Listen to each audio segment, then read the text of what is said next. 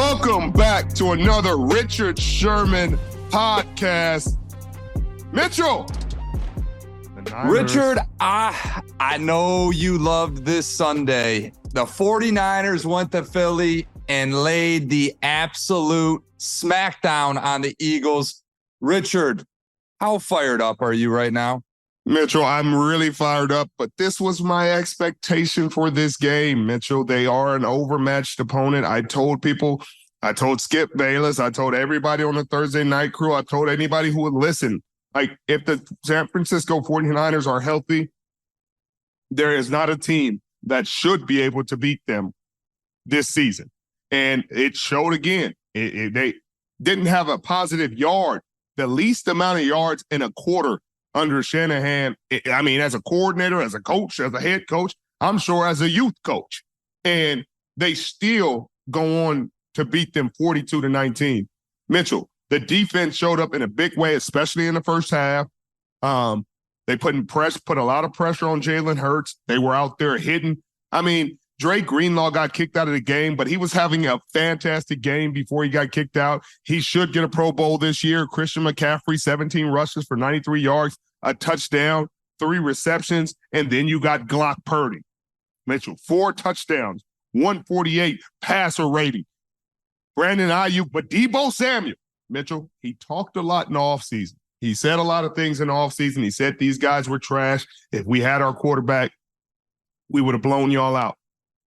Well, they had their quarterback, Mitchell, and they blew him out. So, I mean, he's a man of his word, Mitchell, and they went to Philly. Philly was not prepared. They had not looked good. They had snuck out of some of these games. Jake Elliott, 60-yard field goal. They won that game. Kansas City game, Valdez-Scantling drops a bomb. You get out of that game. The Dallas game, Dak steps out of bounds, whatever. You get out of that game. But this is not one of those teams where it's going to be that close. They are better on at every level of the team. And so I would expect that the offensive line, the Eagles' offensive line is probably better. But Mitchell, I expected this. I expected it to be a double-digit win. I did not expect them to put up 42 points, though. But here we are. Well, Richard, as a common NFL fan, a fan not of the San Francisco 49ers, this team scares the living shit out of me. They look head and shoulders above every other team in this league. They deserve to be the number one team in everyone's power ranks, in my opinion. They go on the road against, arguably the best team in the league in Philly, and they make this look like Philly doesn't even belong on the same field as them. Yeah, Mitchell. Deebo Samuel. This is a huge game for him, Rich. He had 1 touchdown prior to this week. He was talking a lot of smack, like you said, and he backed it up. 3 tutties today. Richard, if they get him going, they got him healthy. They got their whole line healthy. Their defense is somewhat healthy. Look out. It's not going to get any easier down the stretch. This team is getting hot at the right time. What is going to stop this team? And another guy who was talking mess, Jawan Jennings, 3rd and Jawan. He talked in the offseason like they really didn't want to see him, and they were acting like he wasn't a factor. He went in this game, had a big-time game, big-time catches on 3rd down, had the touchdown against I forget who it was against, honestly, because the game was already out of hand. But this team is just complete. Mitchell, Brock Purdy is in the MVP conversation. I think it's only like a 4-man race right now. It's Brock Purdy, Dak, Tyreek, and CJ Stroud. I know we want Jalen Hurts in it. I understand. The guy has a lot of touchdowns. He's a fantastic human being. It just doesn't look like everybody else's. I mean, you can say Brock Purdy has all the weapons and he shouldn't be doing it like this. He's blowing these other teams out. So if you got head-to-head matchups with MVP candidates and one of them gets blown out or 2 of them get blown out, he didn't play Tyreek. I don't think they're not playing Miami this year, so we won't get to see that head-to-head matchup. But we have head-to-head matchups versus Dak and Jalen, and he outperformed both of them in the head-to-head matchups. That got to matter. That has to matter, Mitchell. And if we go into the season and we finish out and he continues to play as well as he is, I would expect him to have a realistic shot at winning MVP. Now, Dak is leading the league in touchdowns, has a lot of yards. CJ Stroud also has a lot of yards, has the touchdowns. But Brock Purdy is doing it different. They did have that 3-game losing streak where Debo and Trent weren't healthy. They were kind of banged up. They went into a little bit of a slump. They are out of it. They are out of it, Mitchell. Their number one defense showed up in a big way. Ever since Chase Young has come, these guys have not given up 20 points. I mean, they almost wouldn't have gave up a touchdown this game. They gave up a bit of a garbage time touchdown. But Mitchell, this defense is playing as well as anybody, as well as they've ever played. At the corners, they're playing really good, really hard. Yeah, Mitchell, I just can't see. I can't see a weakness right now on this team.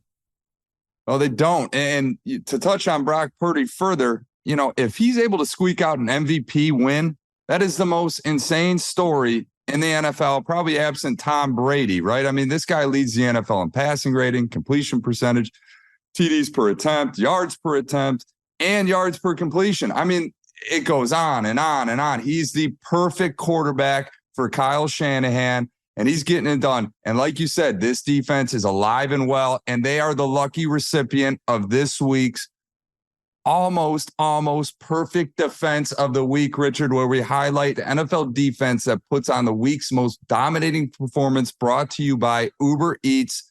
This week, we got to give it to San Francisco. They had Philly to 19 points. Only the second time they've been held sub 20 this season. They sacked Hurts 3 times, knocked him out of the game at one point. Richard, I don't know who's going to stop this Niners team. They look like they might just have to beat themselves at this point. But they are this week's almost perfect defense of the week. And remember, you can order almost anything you want on Uber Eats, the official on-demand delivery partner of the NFL. Order now. Richard, I ordered some Uber Eats during that game. I had a great time, man. So I bet you did. I bet you did. And clearly, Mitchell, this team almost had the Uber Eats segment, because that Houston Texans defense, they were playing some ball. They were in a ball game, a tight ball game. They had to make some crucial stops down the stretch, Mitchell, against Russell Wilson and this freaking red-hot Denver Broncos team. They came in on a 5-game winning streak. This is probably the game that's going to determine which one of these teams gets playoff positioning, gets a shot to get in these playoffs. And they answered the call, Mitchell. They answered the call. They picked off Russell Wilson 3 times in the game, held him under 200 yards, 53.3 passer rating. He did run the ball a few times, 10 times for 44 yards. But CJ Stroud, again, only completed 16 passes, but for 274 and a touchdown. He was feeding this guy. Once Tank Dell went down with a season-ending injury, you hate to see it. He was on his way to having a fantastic rookie season. But Nico Collins picked up the slack, 9 catches for 191 yards. He had a really good game. Will Anderson, another one of their foundational pieces, just keep stepping up, Mitchell.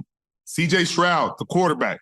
Will Anderson, 2 sacks in the game, 2 critical sacks. Derek Stingley Jr., who's going to be a foundational piece, 2 interceptions, 4 interceptions in his last 3 games. I mean, you talk about, they got a guy, Mitchell, and these aren't lucky interception. This guy is strapping.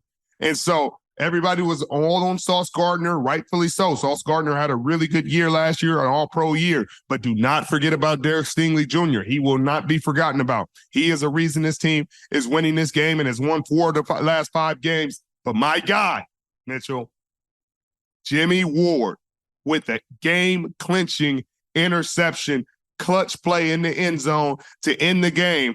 I always get, I'm telling you, I get trauma. I get triggered when I see him drop back to pass in a goal-to-goal situation, Mitchell. I get triggered. And he dropped back and put it up there. And lo and behold, here comes Jimmy Ward, game time. And so there's still an outside chance for Denver to get in these playoffs, but I think there's very few teams that want to play this Houston Texans team. And CJ Stroud and his defense, they're the reasons why.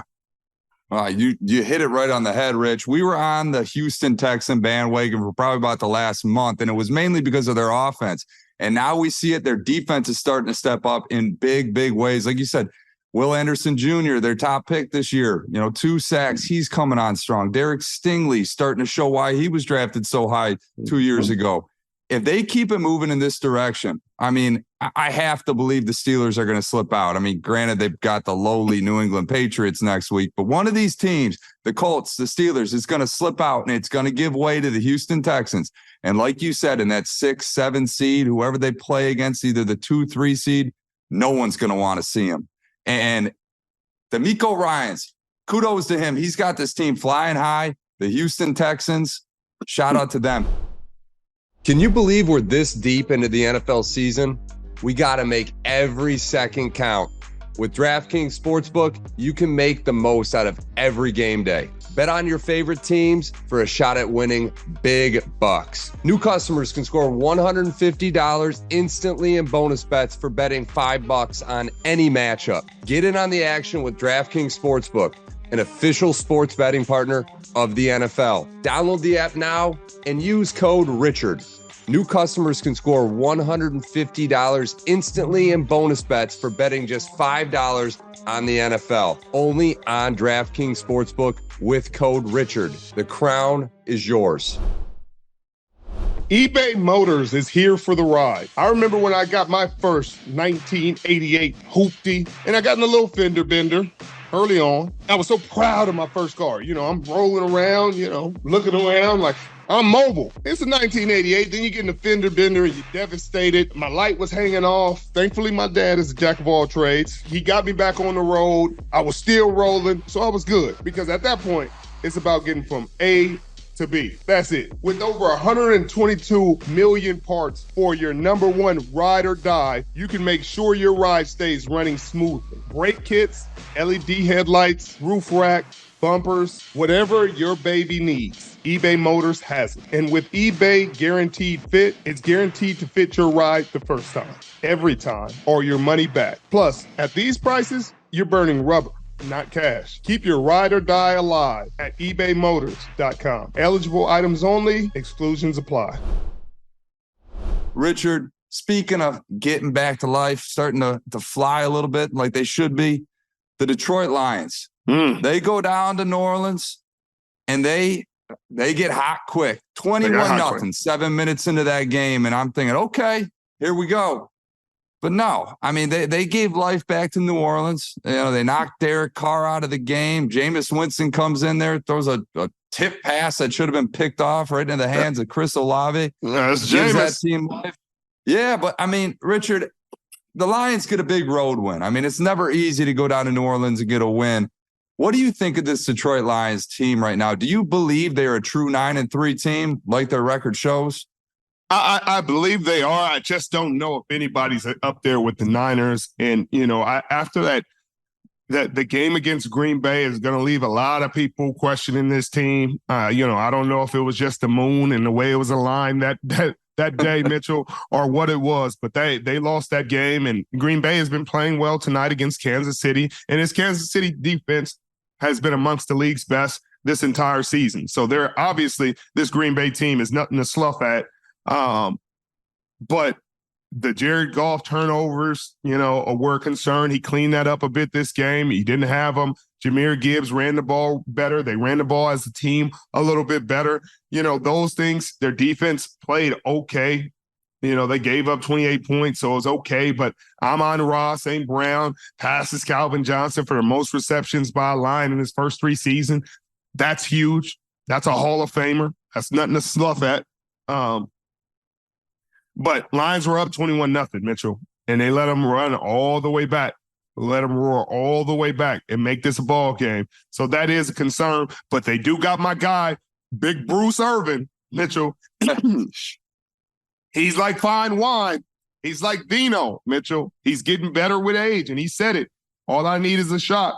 He's like, I feel like I got better technique now than when I was young. I understand things better, and he does. You get him on that field, Mitchell, he's going to make chaos happen. I'm mad the Seattle Seahawks didn't try to grab him when they had a chance. But he's going to make life easier for that defense. He's a great leader, very mature, a guy who's been in the league, having success for a long time.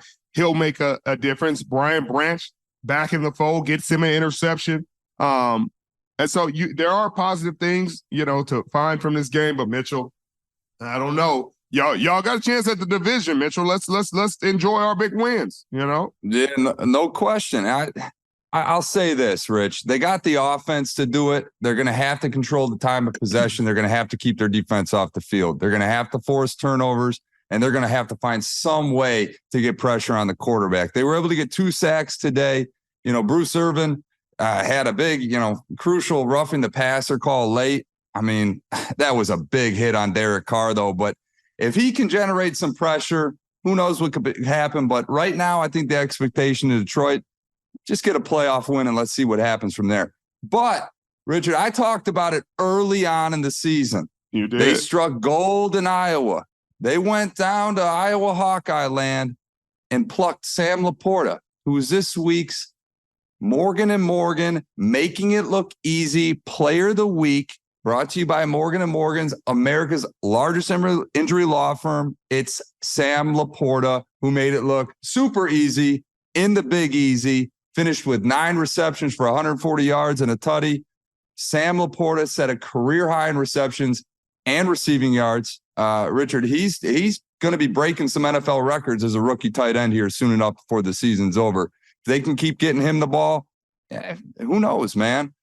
He is this week's Making It Look Easy Player of the Week, brought to you by Morgan & Morgan, America's largest injury law firm. If you're ever injured, you can check out Morgan & Morgan. Go to forthepeople.com/Sherman or dial #law. That's #529.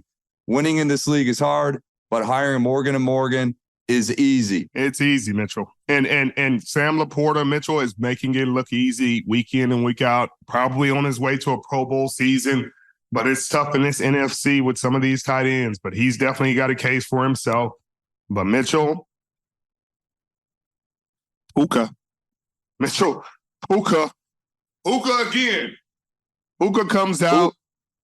Puka Nacua, 1,000-yard season, 4 catches for 105 for the Rams. The Rams pull out a huge win versus the Cleveland Browns, who decided to start Joe Flacco fresh off the couch, who played a really solid game. You got to give him all the credit in the world. I mean, he threw for 254, 2 touchdowns, 1 interception on kind of a throwaway pass. He gave him a chance. He gave his playmakers a chance. But this Browns defense is starting to come back to earth a little bit. They were playing very well throughout early parts of the season. They gave up some explosives. They didn't have a sack this game. Everybody's talking about Myles Garrett. He may be injured. He's not 100%, but they didn't have any sacks. They gave up 36 points to this Rams team, almost 400 yards of offense. But Puka Nacua, first Rams rookie receiver to ever have 1,000 yards in a season, and he did it the hard way. Cooper Kupp got a touchdown today. Mitchell, first touchdown since week 6. That was huge. John Johnson got involved, got him an interception. Kobe Turner, sack and a half. This Rams team is going. I mean, they're going to mess around and sneak their way in the playoffs with Seattle kind of coming back to earth. Their tough part of the schedule coming up. The same thing with the Minnesota Vikings. They have a tough stretch in their schedule. The Rams have won 3 in a row. I mean, come on. It's the first time they've run 3 in a row since they won a Super Bowl, Mitchell. I'm not saying they're going to win a Super Bowl, but I mean, they got a tough game coming up against the Ravens. So that's fine. That's going to be a big test here. They're going on the road against the Ravens, but they got some weapons. If Matt Stafford can stay healthy and keep putting the ball downfield in the playmakers' hands, anything's possible for this Rams team. Kyron Williams has been a true, come out of nowhere type player who's been absolutely killing it for fantasy owners this season. But Cooper Kupp's got to wake up, man. I just don't get it. The last several games, he's been ice cold. He's able to get in the end zone this week, but Puka Nacua is stealing the shine from him right now. And like you said, Joe Flacco, this Browns team is teetering. They're teetering on the brink of heading downhill quick. But kudos to Joe Flacco. He gave him a little bit of life. At least he gave his players shots. He wasn't shy in getting the ball downfield at all. And if Amari Cooper didn't go down with a concussion in that game, who knows what happens with that team. But next week's going to be a huge test for them as well at home against the Jags. We shall see. Has there ever been a time you've been injured in an accident and not only were you in physical pain, but there were stress, headaches, and problems that followed? Do you wish you had hired an attorney? If you're ever injured, you can check out Morgan & Morgan. Playing corner in the NFL is hard. Submitting an injury claim with Morgan & Morgan is easy. Morgan & Morgan is America's largest injury law firm with over 100 offices nationwide and more than 800 lawyers. With over $15 billion recovered for over 300,000 clients, Morgan & Morgan has a proven track record of fighting to get you full and fair compensation. Morgan & Morgan has been fighting for the people for over 35 years. Submitting an injury claim with Morgan & Morgan is so easy. If you're ever injured, you can check out Morgan & Morgan. Their fee is free unless you win. For more information, go to forthepeople.com/Sherman or dial #law. That's pound 529 from your cell phone. That's forthepeople.com/Sherman or #law. That's pound 529 from your cell phone. This is a paid advertisement. A team that is absolutely smoking hot right now offensively is Miami Dolphins. And they go on the road to Washington and absolutely destroy the Washington Commanders 45-15.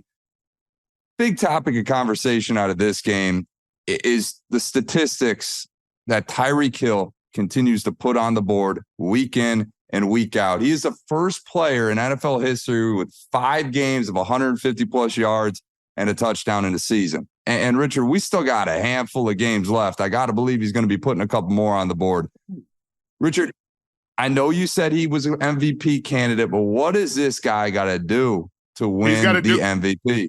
He's got to have 2,000 yards. They have to have the number 1 seed in the AFC, which they have control of right now. If they keep just winning, they got to keep winning, Mitchell. They got a tough stretch of ball games coming up. They got a game against the Titans I think they can win, but they got to beat Dallas down the stretch. They got to beat some guys down the stretch there. I think they got to beat Buffalo. But in order, he has a legit chance. If any receiver in the history of this game has had a chance to win it, it's going to be this guy because the way he's affecting these games. I mean, did you see that pass, Mitchell, over the shoulder where he switched shoulders, where he looked over his shoulder and then changed shoulders with the ball midway through the air? Mitchell, that's impossible. You don't do that. It's hard to do that in the backyard by yourself. To do that in an NFL game, in a stadium, on a touchdown pass down the field while running full speed. I mean, the things that he's doing are spectacular in their own right individually, but to do them while getting the yardage that he's getting and helping his team win these ball games is just incredible. It really is. I mean, Ron Rivera and the Commanders fired Jack Del Rio this week. Now, Ron Rivera had full control of the defense, and they were not pressing Tyreek at all. I think he had 100 yards plus just on straight go routes in the first half. Richard, if you are a defensive coordinator, I know you've had the luxury of playing against Tyreek in your day. How are you defending this guy as a corner? I mean, are you obviously going to help over top, but what are you going to do in instructing your team to how to defend somebody like a Tyreek Hill? You got to take a shot. You got to play press. You got to play 2-man. And you got to, I mean, it's no perfect answer. If it was a perfect answer, people would be doing it. If it was easy, somebody would stop them by now. But there is no easy answer. He's a great receiver. He's an all-time great. And he's going to create problems no matter what. You can hope to contain him. You can keep eyes on him. You can put pressure on the quarterback. But at the end of the day, you can't just let him run scot-free through your defense. That's definitely not the answer. The answer is attempting to put hands on him, attempting to kind of rough him up, to keep guys in front of him, being patient with him with safety help over the top at all times, and maybe another safety glancing over there in case the other one gets beat or gets cross-faced. So there's no easy answer. He's having a great season, and that's it. That's it. He's going to be effective. You got to find a way to try to get the ball out of his hands and disrupt him. And Ron Rivera didn't do that. You're definitely not doing that by playing off-man coverage with him. That's not ever going to do it. You're not ever going to stop him with off-man coverage. And Ron Rivera, they fired Jack Del Rio saying it was his fault. And then you turn around and give up 45 points. Not that this defense wouldn't have gave up 45 points with Jack Del Rio, but you don't really got legs to stand on when the first week you call it. You give up 45. And you call man coverage off man versus Tyreek Hill. That's not the way you want to compete. That's not the way you should expect to stop him at any point in time. Any really great receiver, you're playing off man. But Miami's defense, again, since Jalen Ramsey has returned, Mitchell, they have been great.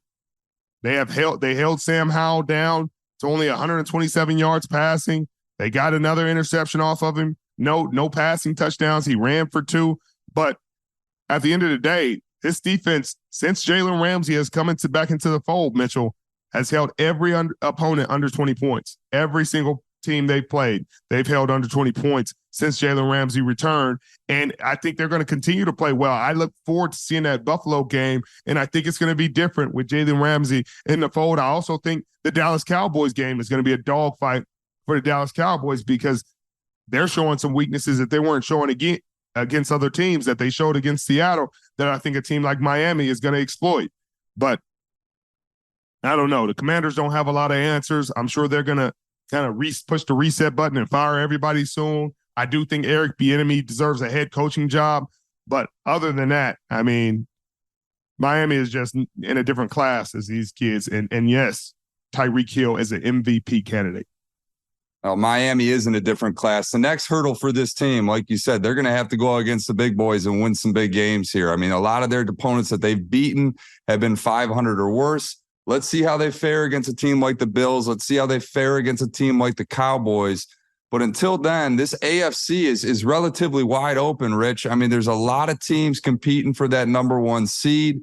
Who do you like the most? Because, I mean, it could go a number of different ways. If you had to pick one team to take the AFC right now, would it be the Dolphins?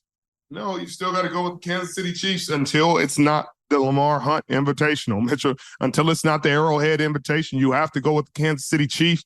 I will not trust any other team. Baltimore Ravens have shown too many weak spots, too many times that offense goes stagnant, that defense disappears.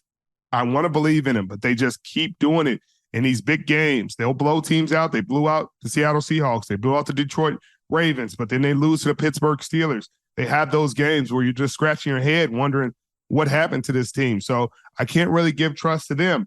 I mean, the Kansas City Chiefs are in a dogfight right now.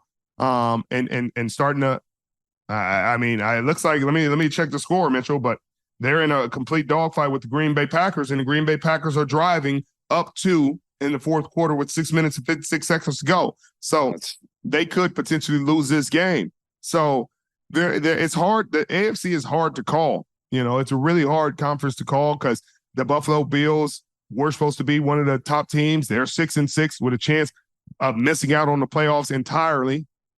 You got a team like the Pittsburgh Steelers who's got 7 wins and probably going to have 8 wins when they come this Thursday to play they play the New England Patriots, Rich, and you're unfortunately going to be there on the road in Pitt. I mean, I don't know if I'm fortunate or unfortunate, but they're 7-5 now. Yeah, they're 7-5. So they're 7-5, the same as the Houston Texans. Like, everything's jumbled up in the AFC right now, and it's really not sorting itself out anytime soon. So, I mean, that's why a team like the Houston Texans can come in there and be really dangerous because nobody's really a step above everybody else, like the NFC. There's nobody that you're like, man, this team has answers for everybody. Everybody has those big glaring weaknesses that you're like, man, I mean, if they run into the right team, they'll probably lose, including the Kansas City Chiefs, who are losing right now on Sunday Night Football. Well, another team that's trying to stick its hat into the ring is team out of Indianapolis, the Indianapolis Colts. They go on the road. They beat the Titans in OT. Gardner Minshew Mania gets it done. I mean, Richard, are these Colts actually good? Mitchell, they're not bad. They're not bad, and they're well coached. I mean, Shane Steichen has come in there, and if it wasn't for some of these other coaching performances, I mean, you'd be talking about him for a potential coach of the year. You know, I mean, this team was definitely not supposed to be in no playoff contention. They're definitely not supposed to be a 7-8 win, potentially 10 win team. They play the Cincinnati Bengals next week, a team that everybody before the season would be like, yeah, this is probably going to be a loss. But without their quarterback, they're starting Jake Browning. They could potentially win that game too and be 8-5. And you're really talking about cooking with grease and talking about them competing with the Jacksonville Jaguars to potentially win the division. I mean, that division, that AFC South, has all of a sudden become a really competitive, hot, must-see TV division. And so Gardner Minshew looks the part. anytime he's come up in a backup role, he's usually played pretty well or made the games really exciting. He's a guy that takes risks. Michael Pittman Jr. is giving him a big target. He had 11 catches for 105 and a touchdown. Alec Pierce, 3 catches for 100 yards and a touchdown. These guys are making it happen. Zach Moss has been having a really good season, but still splitting time with Jonathan Taylor. And so these things, I mean, this team can do a lot of damage. I mean, this was a big win in overtime against the Titans team that played well. Derrick Henry ran the ball for 100 yards and 2 touchdowns. DeAndre Hopkins, 5 for 75 and a touchdown, broke a couple records, reached a couple milestones during this game, some all-time milestones. So, I mean, I don't know if they're good or not, Mitchell, but they're winning ball games and they're working their way to these playoffs. And again, I just don't know. It's the AFC. Well, we could be facing a reality here, Rich, where 3 AFC South teams are in the playoffs. I mean, that's If I were to tell you that at the beginning of the season, I'm sure you would have some choice words for me, Rich. Richard, before we leave this recap here, we don't often talk about college football, but I think we have to. I mean, we saw today the college football playoff was announced, and the committee, the big story of the day, Alabama in, Florida State out. A 13-0 conference championship Power 5 team with some big wins against LSU, several obviously in-conference opponents, does not make it. Richard, your reaction to this? Mitchell, this is bad for the game. It's bad for college football. This is why a lot of people are turned off by college football. Like, what's the point of playing the games if the games aren't going to matter? If certain teams can lose games during the season and other teams can't. One team from a big conference, a big Power 5 conference, you got to be a Power 5 conference, who played an SEC opponent. The SEC was very down this year, Mitchell. They were very down. They weren't the powerhouse that they've been against other conferences this year, so they do not deserve that type of credit. You take the team from the 8th spot, a team that was in the 8th spot, and jump a team that didn't lose their conference championship. They didn't lose. You're punishing them because their quarterback got hurt, not because they actually lost the game, but because their quarterback got hurt. It's bad for the game. It's bad precedent to say you're going to punish teams who go undefeated in a Power 5 conference, win their conference, and replace them with a team that's lost a game. Because if you're saying losses matter, then it has to matter. You can't jump a team from 8-4 and jump over an undefeated team. Could you imagine an undefeated Alabama team losing their quarterback and getting jumped in the rankings the last week of the season after they win the SEC championship? No, you can't. So why are you doing it to these kids? That's the stuff I just don't get. I mean, it doesn't make sense, and I don't understand how you could stand there and justify it. These kids did nothing wrong. They played the schedule that was in front of them. They scheduled a SEC powerhouse, a normal SEC powerhouse. They didn't schedule scrubs. They played their conference schedule, won out.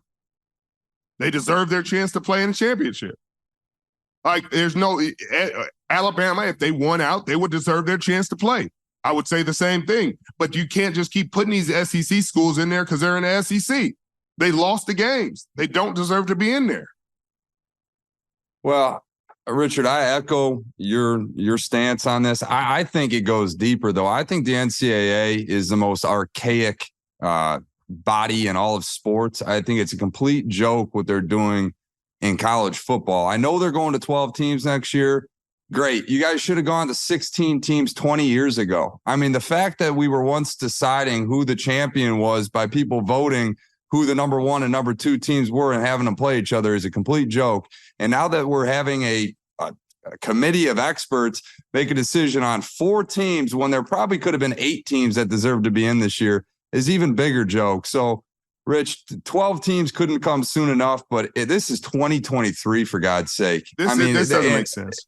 It makes no sense. So, but Richard, that concludes, what week are we in? Week 13. Sorry, week 13 recap. I know we got a huge game that is developing right now on Sunday Night Football. So we'll see how that ends. But guys, Richard, I will let you sign us off as always. Well, we appreciate you joining us. I'm going to check on this game really quick. It's 24-19. The Green Bay Packers are up right now with the Kansas City Chiefs driving with a big defensive pass interference call that moved the ball to Green Bay's 49-yard line. Hey, you could join us any place. You could be any place in the world right now, but you chose to be here with us, listening to our podcast and our voices and our recap, and we appreciate that more than you know. Niners Nation, 12th man, appreciate you guys always joining us. Stick with us. See you guys next week.